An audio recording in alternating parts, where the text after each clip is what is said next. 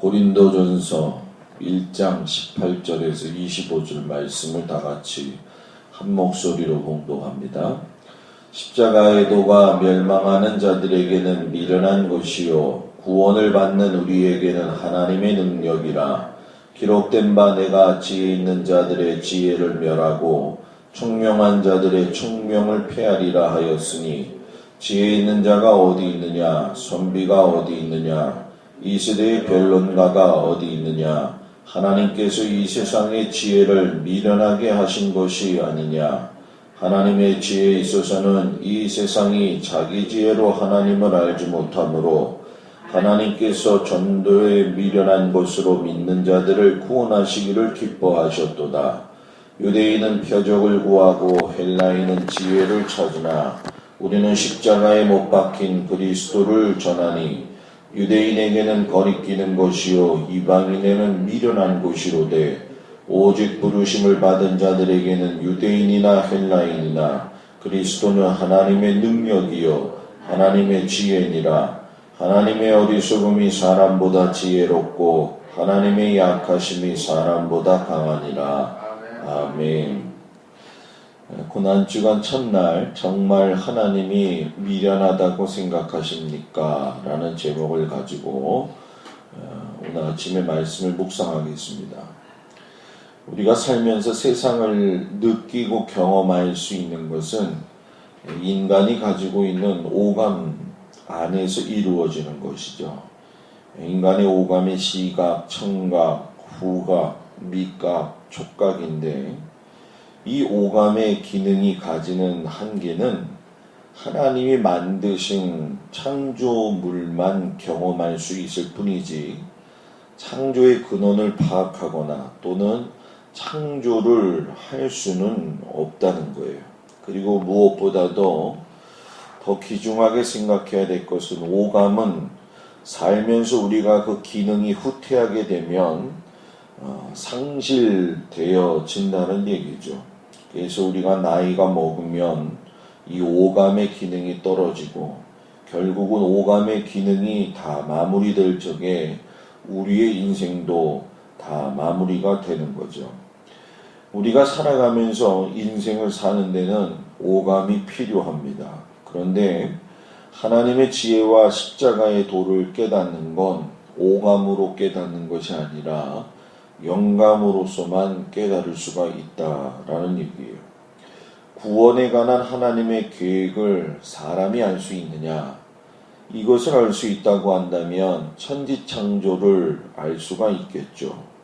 그런 의미에서 본다고 한다면 우리가 알고 있는 하나님의 구원의 계획은 표면적으로 나타나 있는 역사적 시간 속에서의 사건인 이 고난주간을 통해서만 경험할 수 있다는 얘기예요. 그렇기 때문에 이 고난주간은 의식적이거나 습관적으로 드리는 것이 아니라, 매번 찾아오는 고난주간이라 할지라도 날마다 새로운 것을 깨달을 수 있고 그 감사함을 느낄 수 있는 믿음의 성도들이 되기를 주의 이름으로 축복합니다. 십자가의 사건이 정말 미련하다고 생각하시는가요? 오늘 말씀에 보면 그렇지 않다는 것을 사도 바울이 이야기를 하게 되는데, 두 가지의 핵심이 있습니다. 그 중에 하나가 뭐냐? 구원받는 것은 하나님의 능력이다 라는 얘기예요. 십자가의 구속의 사건을 이해하는 사람으로 살아서는 안 됩니다.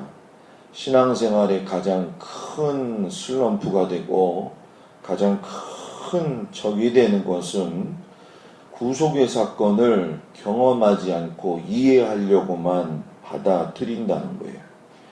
이해한다는 건 여러분 말 그대로 상황을 분석하거나 어떤 체계적인 상황들을 통해 가지고 그것을 수락할 적에만이 이해한다라고 하는 단어를 쓸 수가 있지요. 다른 사람을 위해서 자신의 목숨을 버리는 것이 이해한다고 될 문제인가? 한번 여러분 생각해 보세요.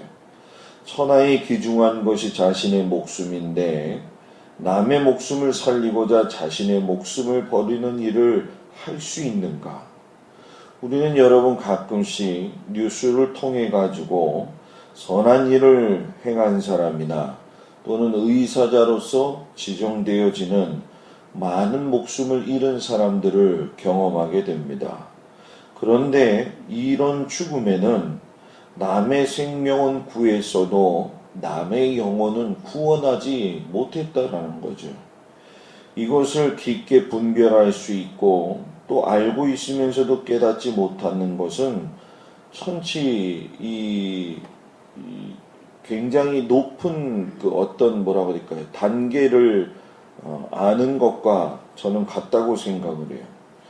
예수님이 죽으신 것은 단순히 천하에 귀중한 자신의 목숨을 드린 것이 아니라 하나님의 아들이시고 또 하나님께서 계획하신 것에 순종할 수 있었던 귀중한 사건이라는 얘기입니다. 그렇기 때문에 예수님의 죽음은 미련한 것처럼 세상 사람들한테는 보일 수가 있다는 거죠.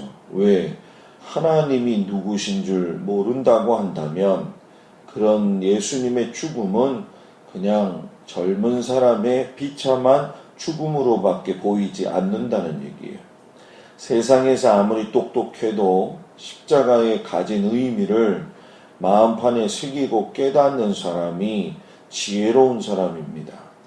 흔히 세상에서 지혜롭다고 생각하는 지혜자나 또는 선비나 변론가가 하나님의 구원의 계획을 알 수 있는가?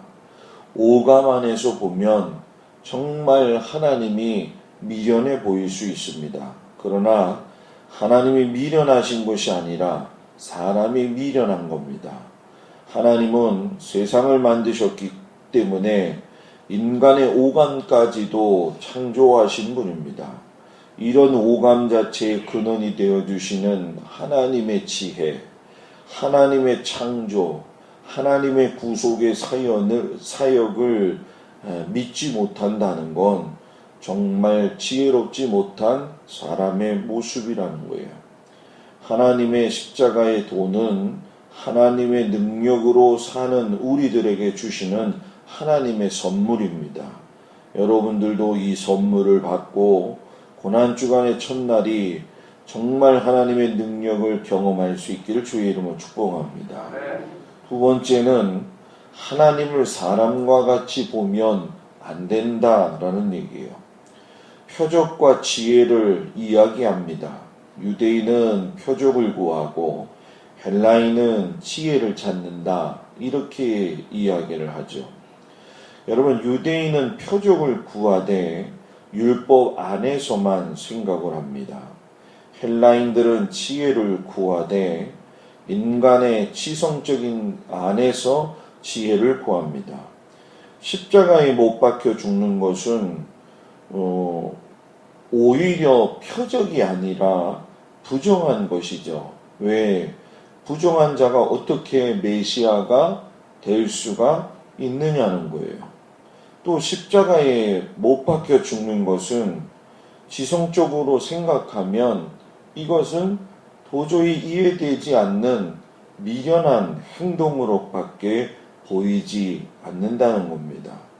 그러니까 사고방식이 체계적인 사람이 어떤 의미에서 보면 희생이나 겸손의 한계는 이해할 수 있겠지만 십자가가 가지고 있는 대속의 구속의 사건에 대한 의미는 영원한 생명의 의미는 하나님이 주셔야지만이 깨달을 수가 있다는 거예요. 저는 제가 목사라서 그런 것이 아니라 사람이 살면서 예수를 인정하고 예수님을 나의 구원자라고 섬길 수 있는 건 인생에 가지고 있는 복 중에 가장 큰 복이라고 저는 늘 생각을 하고 있습니다. 아무리 믿으려고 해도, 아무리 경험하려고 해도, 아무리 마음속에 두고 살려고 해도 이 십자가의 도는 미련하게 보일 수 있는 사람들이 있고 은혜로 보는 사람들이 있다라는 얘기예요. 그러나 더 나아가서 우리가 깨달아야 될 것은 이제 이 십자가의 도를 깨닫는다고 한다면 적어도 우리가 옛사람에 가지고 있었던 하나님이 주셨던 그 아름다움의 삶을 유지해야 되지, 옛사람의 그 형편없는 모습, 어리석은 모습을 따라서는 여러분 왜요? 살지 않아야 된다는 거예요.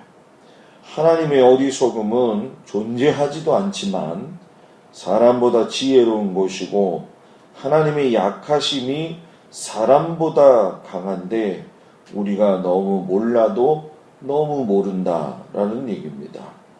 고난주간에 우리가 첫날을 시작을 하면서 여러분들 마음속에 오늘 하루 종일 묵상할 것은, 정말 세상이 미련하다고 이야기하는 우리 하나님이 미련하신 분인가? 미련하다고 하신다면 정말로 나를 구원하신 하나님의 존재 자체도 의심할 수 있는 거죠. 그렇기 때문에 우리가 오늘 이 새벽에 나와 주님의 말씀을 듣고 고난주간을 경건하게 살 수 있고 마음속에 인식하며 살 수 있고 부활을 기다리는 건 세상 사람들이 가질 수 없는 엄청난 큰 은혜요 축복임을 여러분들이 마음속에 깊이 깨달으시고, 우리 인간이 가지고 있는 모든 생각과 방법을 조금씩 내려놓고 주님 앞에 나아갈 수 있는 그런 우리가 되기를 주의 이름으로 축복합니다. 기도하겠습니다.